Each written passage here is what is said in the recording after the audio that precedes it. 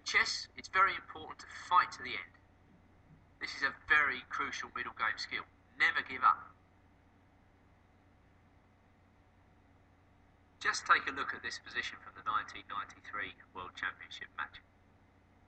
Champion Garry Kasparov has the black pieces, and he's under terrible pressure from challenger Nigel Short. Black's main problem is the pawn on d7, which ties him down completely. I remember commentating live in the theatre at the time to a packed audience, and everyone was convinced that Black was dead lost. Nigel started with an excellent move. Rook to d6, attacking the bishop. a5. No one expected this move, but Kasparov, a true champion, recognises that he's lost and tries to confuse the issue. He had the clock on his side. The game had been very complicated and Short used up a lot of time working it all out. What would you play now? Well, not this, I would guess. And it's true, Short misses a chance. He could play very simply here and take the pawn. That's exactly what he should have done. He was obviously worried by Queen f4 check, King b1, Queen b4. The devilish idea which Kasparov had actually intended. But after Rook ed1, protecting everything and threatening perhaps knight e6, White seems to be winning. So bishop f3 is probably the best, but now knight c6, bishop takes c6, rook takes c6, and White is winning. There's an unstoppable threat here of rook to c8. So if Short had played like that, very simply, he would have won the game. But running into time trouble and getting nervous and slightly stressed out, I think, by the Herculean resistance being offered, Short played a3. Kasparov lurched on with a4 and then knight to d2. White's trying to play it just too safe. Okay, Black continues to keep his queen as active as possible. Pawn to c3.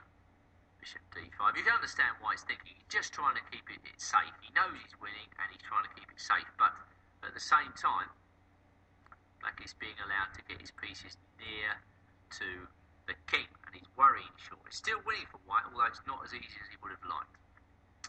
Okay, knight takes e5, queen takes h2, knight c6, and at this point, really, we all expected Kasparov to resign. But he continues his amazing resistance.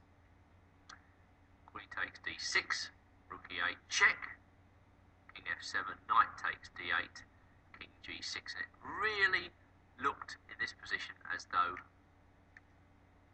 Black was going to pack it in. Knight e6, and it's amazing. White could win a clear piece here with rook e6 check. Bishop takes e6, nice cute little combination. Knight takes e6, queen takes e6. Obviously, if queen takes d7, knight f8 check wins the queen by virtue of a fork. So queen takes e6, and simply d8 equals queen. Amazingly, Short actually rejected this idea, although I'm sure he would have played it against any other opponent.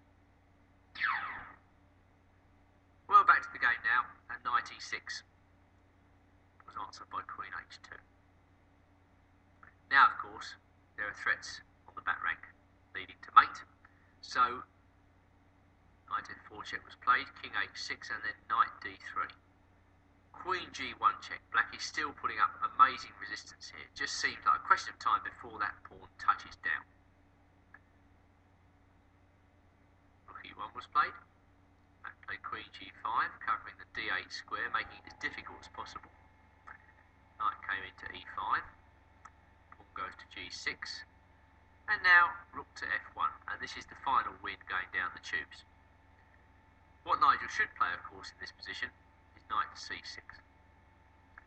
If then queen to f5, threatening checkmate, knight to e4, queen to d7, h1 check, and the lovely continuation, rook takes h7 check, king takes h7, knight f6 check.